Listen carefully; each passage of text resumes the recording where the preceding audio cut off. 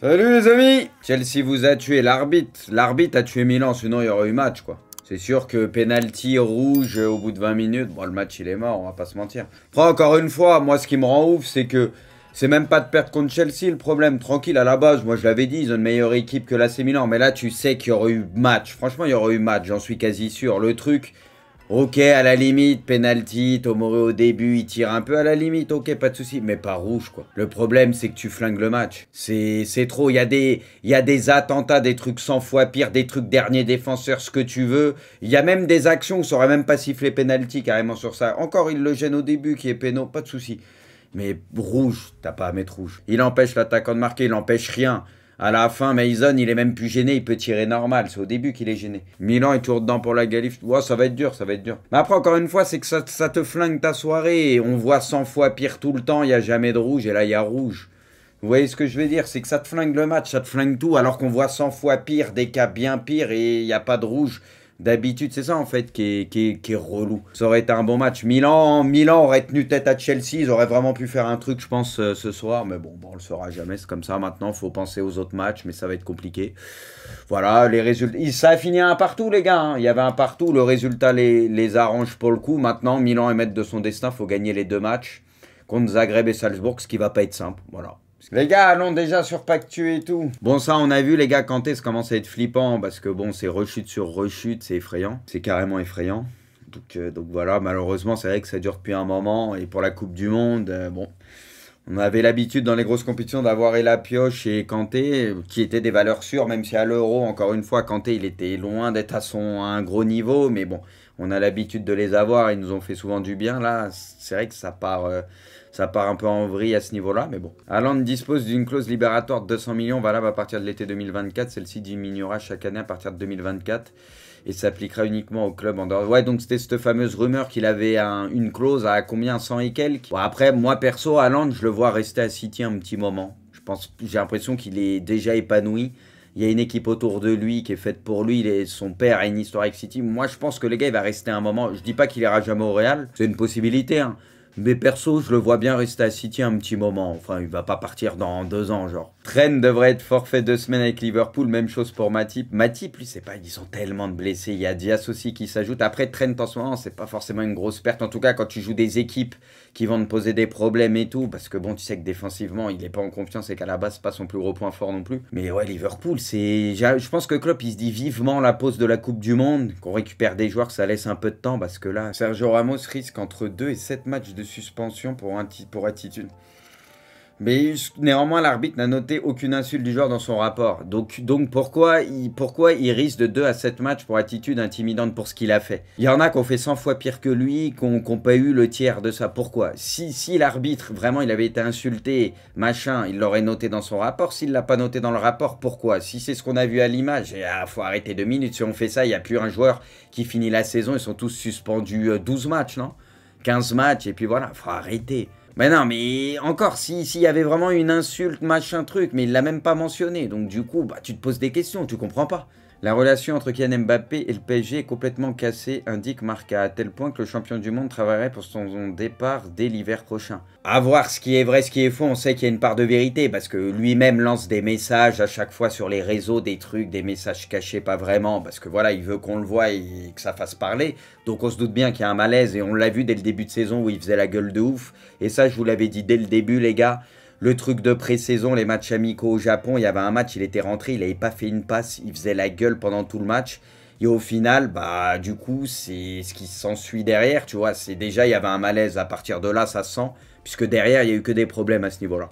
Donc tu sens que très tôt, il faisait la gueule. Ça, c'est du coup, moi, je veux quand même bien le croire, parce que bon, on l'entend. Après, partir en janvier, bon, déjà, en général, quand tu es au PSG, que tu as un contrat et qu'ils veulent vraiment pas te lâcher, c'est rare que le joueur arrive à quitter le club. Déjà. Et après, en janvier, je vois pas qu'il va pouvoir aligner... Parce que les gars, c'est combien Mbappé, là, avec son contrat et tout? C'est 200 millions, non? 400 400 millions? Mais qui a dit qu'il valait 400 millions, là? Du coup, Haaland, il vaut quoi? 1 milliard? Kylian Mbappé se sent trahi par la direction. Donc, en fait, les gars, c'est un peu le serpent qui se mord la queue. Lui, il a trahi les supporters du PSG, il a trahi le Real, et maintenant, il se sent trahi par le PSG. Donc tout le monde se trahit, mais tranquille, tu vois, tout va bien. On sait tous qu'il a voulu aller au Real, il l'a fait à l'envers au Real, donc il a trahi le Real, et il avait la confiance, il avait dit à Benzema qu'il rejoindrait le Real, il avait donné son accord plus ou moins à Florentino, ça on l'a compris, du coup, bah... tu t'engages un peu, donc derrière c'est un peu une trahison si tu fais machine arrière. Du coup, à ce moment-là, il avait trahi un peu le PSG parce qu'il voulait absolument partir et il voyait voilà ce qu'il arrangeait. Et tu peux le comprendre, il était en fin de contrat derrière pour revoir sa position, aller au PSG pour, dès le début, 3 mois après ou même un mois après ça avait commencé, pour regretter du coup son choix. Mais ce que je comprends pas, c'est que personne l'a obligé à rester au PSG. Je comprends pas en fait. Peu importe les promesses que tu veux, t'as un contrat, tu le signes, il touche son argent, ça c'est le truc facto.